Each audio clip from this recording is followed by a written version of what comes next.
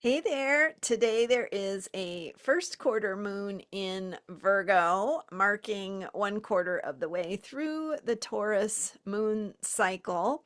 The moon goes into Virgo just before midnight Pacific time on Friday night.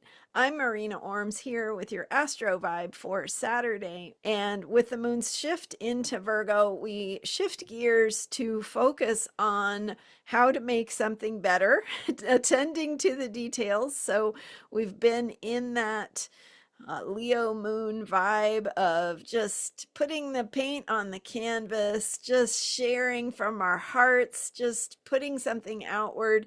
And now we get to look at it and go, wait a minute, I think I want to tweak this or improve it here or make it better. And really with an eye to that final result of how we want something to be received, what we want it to look like, feel like, and how we want it to have an impact. So there's a lot of energy going on here. There is that first quarter moon, of course, in a square to the sun. So the moon's half full, it's 90 degrees from the sun. The sun is together with just had a conjunction with Uranus. So that means the moon is also squaring Uranus. And Uranus is that planet of freedom and authenticity. So the moon's square to Uranus brings a challenge or some pressure related to authenticity and really thinking about making sure we're getting our authenticity right.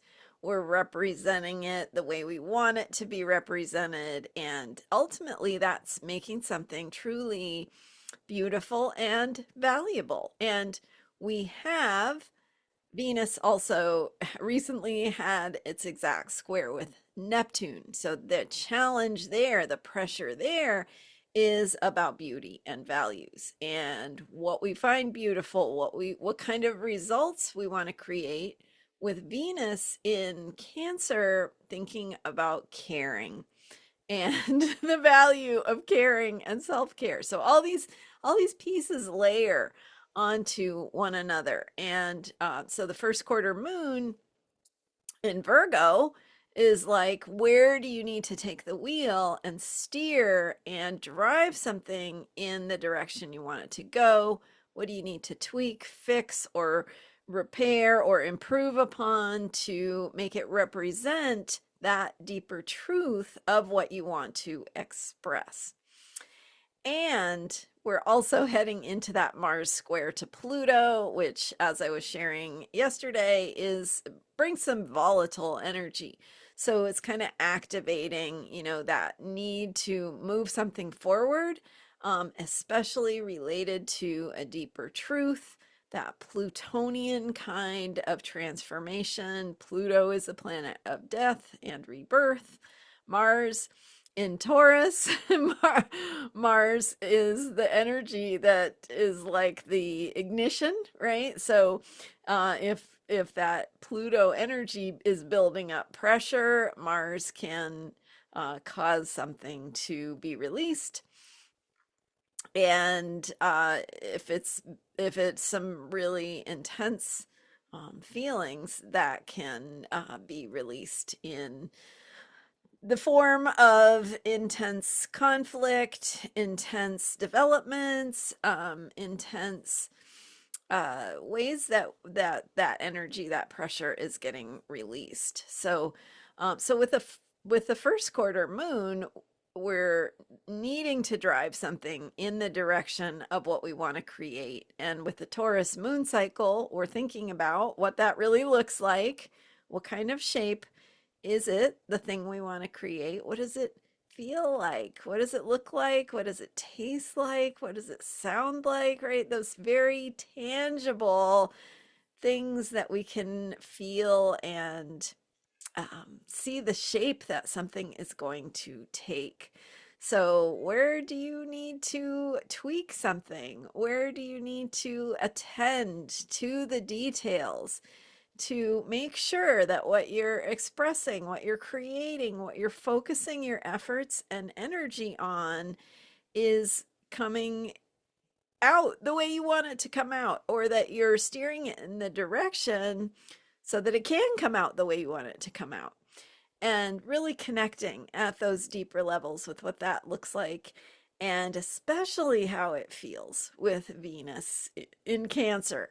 So the feeling side of it, what kind of emotions are being created, and how can you tweak in that Virgo sense, bring that discernment to look at what you're working on and see how can this be awakening or arousing the kinds of feelings that are important to you. How can it bring out that emotional quality? So Virgo Virgo is about fixing, repairing, improving upon, attending to the details, but it's also very hands-on.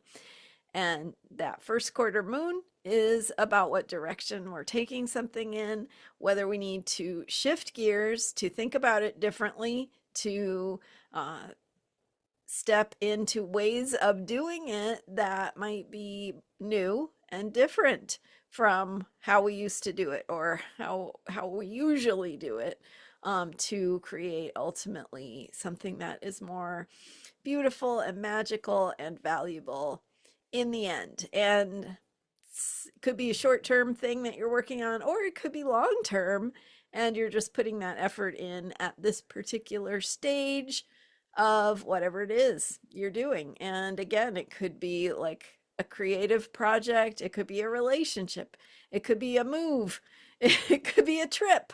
I don't know, like anything that is helping you move in new directions and discover more about who you are, and how is this awakening your own feelings and your own sense of what is true for you, what is authentic for you, and how that connects on the emotional level and on the intuitive level. So how are you caring for yourself, and how is what you are creating, how is that contributing to caring for others?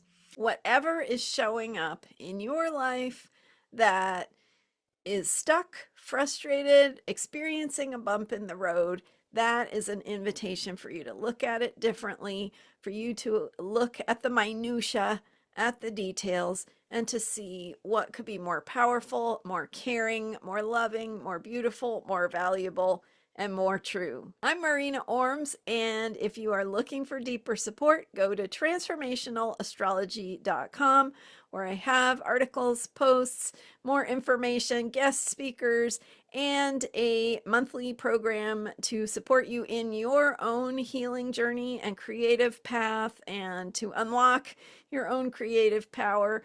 I have a monthly program with a monthly live Zoom call and guided meditation to work with the moon cycle, exercises to help you work with the energies, and so much more.